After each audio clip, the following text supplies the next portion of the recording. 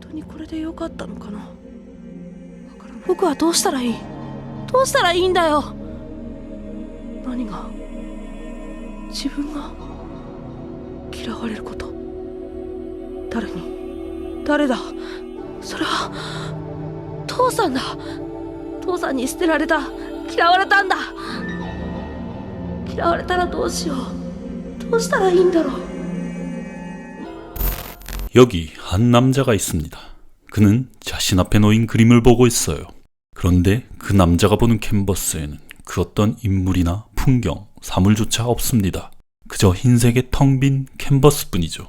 그때 남자는 갑자기 외칩니다. 이것이 회화다. 이것이야말로 현대미술 회화의 본질을 보여주고 있다.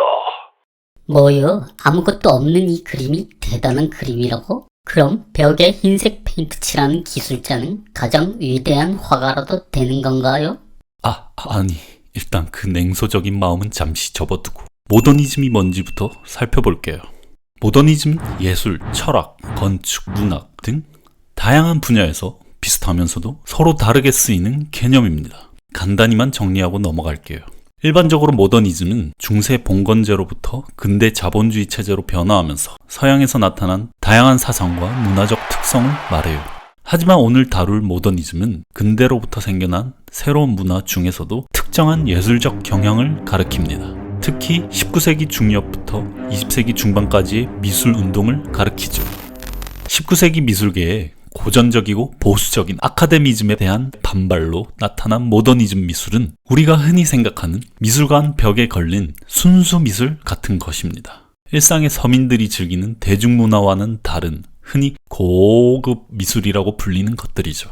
잠시 전 하얀 캔버스를 보고 뭐라 외치던 그 아저씨, 모더니즘 회화를 자신만의 방법으로 정리한 클레멘트 그린버그라는 아저씨입니다. 그 사람의 시선을 한번 따라가 보도록 하죠.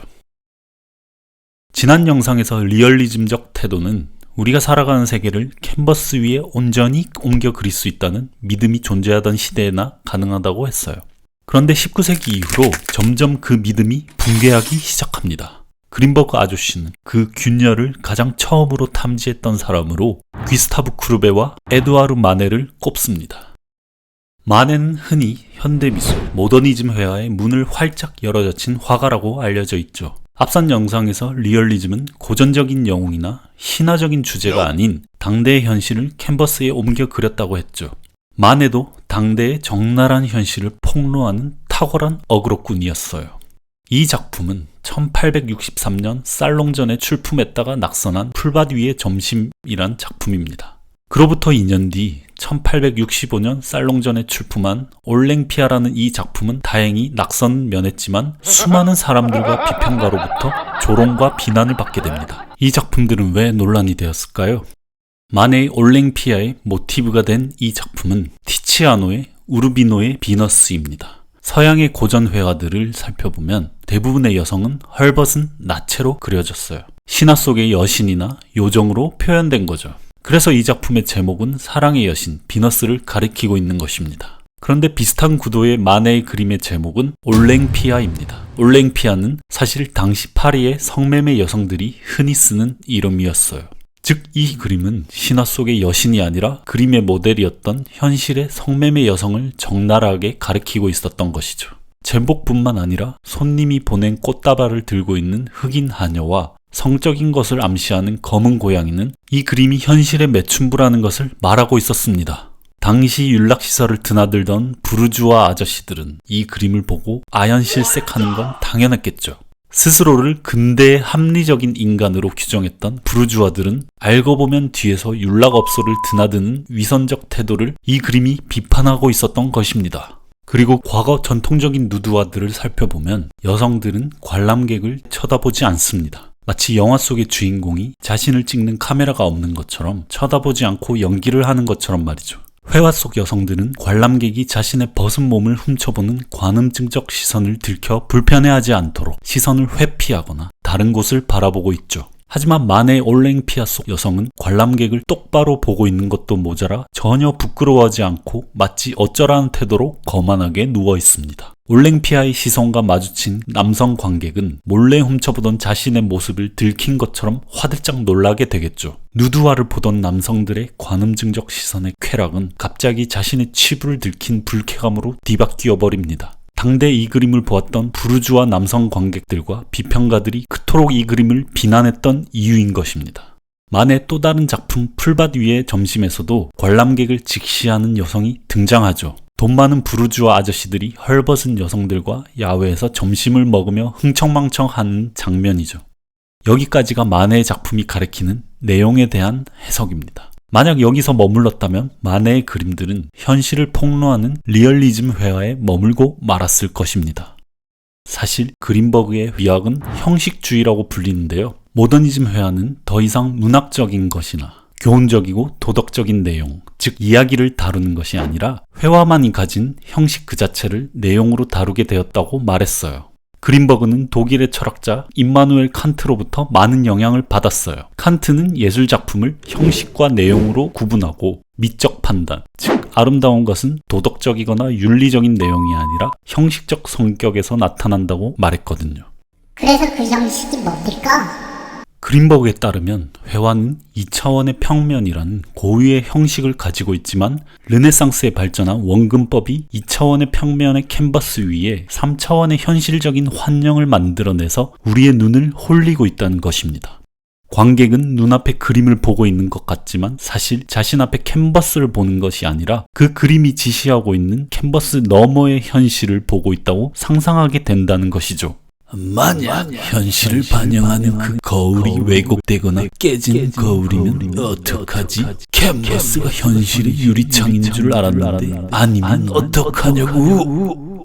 모더니즘에서는 이처럼 둘 혹은 그 이상 사이에서 무언가를 매개하는 매체가 중요해집니다. 대중매체, 소셜미디어 등 매체란 말은 아주 흔히 쓰이고 있죠. 라틴어의 중간을 뜻하는 미디엄, 미디어스에서 기원한 단어입니다. 이처럼 미디어는 어떤 것들 사이에서 사실이나 정보 등 무언가를 전달하는 수단입니다. 리얼리즘에서 회화라는 매체는 현실의 내용을 관객에게 온전히 전달하려는 역할을 했죠. 그때 캔버스는 마치 유리창처럼 현실과 관객 사이에 존재하지만 존재하지 않는 것처럼 인식할 수 없는 것이었어요. 그때 갑자기 회화가 마치 중2병 걸린 청소년처럼 각성하기 시작합니다. 僕はどうしたらいいどうしたらいいんだよ何が自分が嫌われること誰に誰だそれは父さんだ父さんに捨てられた嫌われたんだ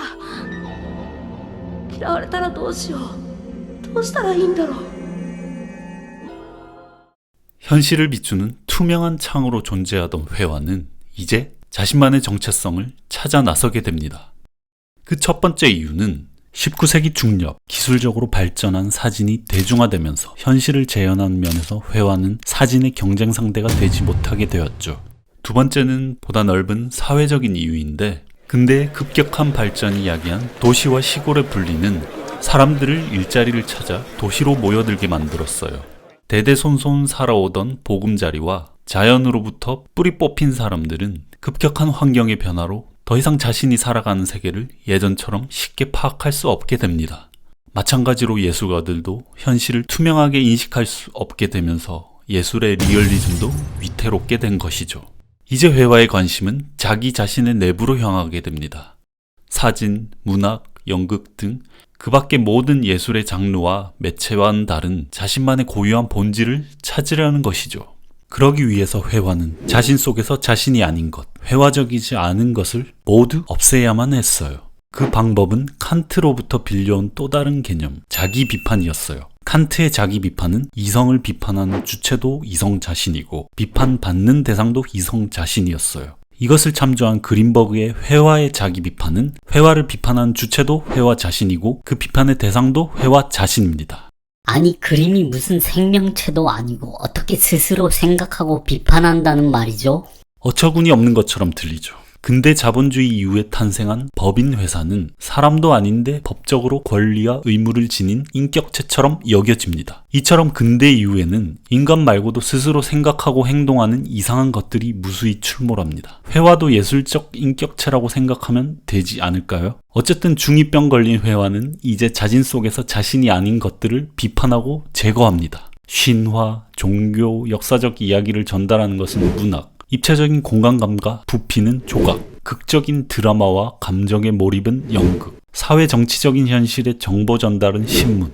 이렇게 모든 걸 제거하고 찾은 순수한 회화의 본질은 2차원의 평평한 평면이란 것 뿐이었어요. 그래서 그린버그 아저씨는 모더니즘 회화의 역사는 평면성을 찾아 떠나는 여정이라고 본 것입니다. 평면성이야말로 다른 예술과 비교할 수 없는 회화만의 특성인 것이죠. 모더니즘 회화는 이제 외부의 현실과 같이 자기 자신이 아닌 모든 것을 그리길 거부하고 오로지 회화 스스로를 가리키고 그것에 대해서만 그리기 시작했어요. 이것을 회화의 자기 지시성이라고 합니다. 르네 마그리트의 이 그림을 예로 들면 이 그림은 파이프라는 사물 그 자체가 아니라 그저 여러 색깔의 물감이 칠해진 평평한 캔버스일 뿐인 것이죠. 다른 모든 것으로부터 해방된 회화는 이제 자율성을 얻었어요. 그리고 그린버그가 보았을 때 회화의 역사는 그림들이 서로 대립하고 경쟁하며 발전하는 것이었어요. 어떤 그림이 등장하면 그거 아니야. 그림을 부정하는 새로운 그림이 등장하고 너도 아니야. 그 그림을 부정하는 또 다른 그림이 등장하면서 점차 회화가 평면성을 찾아서 발전한다고 본 것이죠. 정말 그랬을까요? 다음 영상에서는 그 사례들을 직접 살펴보도록 할게요.